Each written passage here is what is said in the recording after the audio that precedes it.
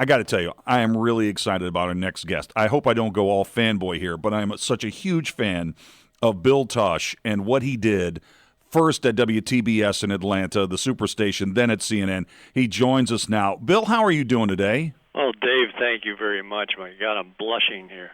You know, I know that you left CNN in '03, but when did you start with Turner Broadcasting? I understand now you have to say 19 when you say another number. 1974. 74. Yeah, it wasn't, at that time, it was Ted Turner and 56 of us. That was the entire company. And it was a, local television station in Atlanta that ended up on the satellite when that never happened before. And all of a sudden we became this national thing. And in those days, they said, well, we're going to be the new network. And Ted used to make speeches to people and say, no, we're a network. We're not a network, Now, I tell you what, if social media had been around in those days, you would have been a sensation. I've thought about that, not for myself, but I just think what a different world it would have been back then. Because, it was amazing to us when we were doing our television show in Atlanta, the little thing out of this local television station, getting letters from Michigan, and I remember even West Virginia, we were getting letters from there. I think like Parkersburg or somewhere was one of the first cable cities that got us. And to us it was amazing, like, my God, these people are seeing us way far away. How does that happen? So now you think about the Facebook and Twitter and all those, it would just be unbelievable. When I told somebody recently that you had you were going to come on our show, they referred to you as a cable television pioneer. Okay. I don't know if that really describes you. I don't know if you do you consider yourself a cable TV pioneer? Well, I always wonder about that stuff when you read about people that did certain things and are given these little titles stuck to their names. When you do it, you don't really think about it. We never thought, man, we are really making some inroads into a new world here. Yeah, we knew we were doing something different. And I guess when you look back at it now, we were pioneers. I'm not saying me, but the group of us who were doing what we did were certainly Ted Turner's the pioneer. He's like the wagon master, for God's sakes. I want to ask you, when was the first time you met Ted Turner, and what was your initial impression of him? That's a question nobody has ever asked me before. People always say to me, oh, Ted Turner hired you. In fact, Ted didn't. I was hired as the announcer at the station. I walked into the television. Now, you talk about a lucky day. I walked into this television station with my little reel-to-reel demo tape in my hand and said, are you looking for any announcers? And there was a temporary receptionist there that didn't know who to send me to, sent me to 3 different people, finally sent me to somebody that was in charge of that. And the guy says, well, the announcer we had quit yesterday. We need somebody. Now, was that's how I got hired. Now, was that you started in Pittsburgh? You're a Pittsburgh guy, right? In fact, I worked in West Virginia too. I spent a lot of times in West Virginia. Where did you work in West Virginia? I started in Weirton, West Virginia, and then I worked in Wheeling for quite a while. I worked at WWVA. Okay. I did news at WWVA, and another little radio station which probably doesn't even exist there anymore, WNEU. I always want to say WNEW, but I think that's wishful thinking. Maybe. But, you also did some polka time, right? My first job. That was in Latrobe, Pennsylvania. My first radio job when I was 16. I wanted to play the top 40. I wanted to be a swinging disc jockey. Well, not only did I end up at a 500-watt country radio station, but from 10 till noon every day I had to do the polka party. And, if you want to be totally unhip, be a 16-year-old kid playing polkas. That's awesome. Luckily, I used a different name, so it didn't matter.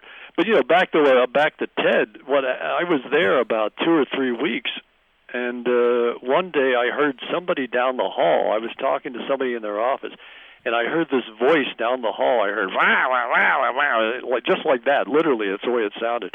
And I said to the person I was talking, I said, who the heck is that? They said, oh, that's Ted Turner. He owns the station. And that's when I met him. And I was already there for 2 or 3 weeks. And he was the one that put me on camera because at that time, nobody was on camera doing the news. We basically didn't have news, and it was all read on an audio tape. This is probably getting boring. I'll try to make it fast. No, I tell you what, Bill, we are going to have you back. I mean, there's just too much material to cover in like a 10-minute interview with you. But I did want to ask you about, who do you see today that reminds you of yourself? Because I see a lot of you. I see a lot of you in Stephen Colbert. Well, there's that whole type personality is what we did, and I get a lot of people that say, "Oh, you were doing the Daily Show long before there ever was one." Exactly. But we really weren't. I mean, we could have, had we known the direction things were going to go. And we didn't have writers, we didn't have sets, we didn't have a budget, we were just winging it. I mean, it was myself and the crew. So yeah, there is a lot of similarity, but they do it on a big, a much grander scale, let's put it that way. And yeah, I think there's a Stephen Colbert type. There's probably a lot of people out there. I wasn't original either. I was probably doing who knows what, Steve Allen, I don't know. Well, the other thing that made you unique, you were really one of the first guys nationally that covered entertainment news that you didn't actually worship the people that you covered. You know what I mean? You were irreverent. You asked tough questions. You were sort of TMZ before TMZ was cool. Well, I think that came basically from ignorance. I mean, there wasn't anything there, where you were trying to, impress anybody watching with your questions and this and that. A lot of times, I don't care. You could be. I'm 64 years old now, but sometimes in my brain I'm an 18-year-old kid. I'm standing here going, boy, I feel so stupid, And I think that's, the way those questions were when I was first meeting celebrities. I was just doing it as like, I was in awe, but maybe trying at the same time, just trying to talk to them like regular people. And I think that's what came across, and that's, and I ended up doing, basically, we started the entertainment news at CNN. I was, the first on the ground floor of entertainment news at CNN. When did you go to Hollywood? 83. That was another funny story. We had Mike Douglas was doing the talk show on CNN, and for some reason Ted didn't like Mike Douglas. I don't know what the problem was there, but I get a memo one day saying when Mike Douglas goes on vacation, you'll go out to replace him. Next thing I knew, I was on a plane, and I replaced Mike Douglas. And while I was out there, they called and said, "Are you enjoying the show?" And I says, "Yeah." They said, "Do you want to stay there?" I said, "Well, God, I'm in Los Angeles, Hollywood. Yeah, I kind of like it here." They says, "All right, we'll get rid of Mike." And they fired Mike Douglas. Wow. And you that entertainment show that you did on CNN, I mean, that was before E! That was before. Oh, yeah. I mean, there were syndicated shows, but your show was the only 30-minute show every weekday. Well, they at that time, it was Entertainment Tonight, and it was us. That was it, Showbiz Today on CNN. They were the only two shows, and then all the others came around, Access Hollywood, Extra, all those shows. And you mentioned TMZ. I mean, look what it's become today. My God, it's insane. And but we were the only kids on the block, and I remember Entertainment Tonight was kind of wondering, kind of worried, what was CNN going to do? Just a couple more minutes with Bill Tush. We'd like to keep him for the whole hour, actually. Thank you, Dave. I appreciate it. Hey, Bill, who makes you laugh? We were thinking about that in our pre-production meetings. We were watching some of those old clips. What makes you laugh today? All right, you know what? I just came across a show. There was a woman that worked on my television show named Jan Hooks, who ended up on Saturday Night Live, right, designing women. Jan and I were talking the other day. She says, "You've got to watch this show on Showtime called Episodes with Matt LeBlanc." Yeah, that's a good show. And I says, "All right." So I went, on to it, and now I'm hooked on it. I was sitting there laughing at the thing this morning.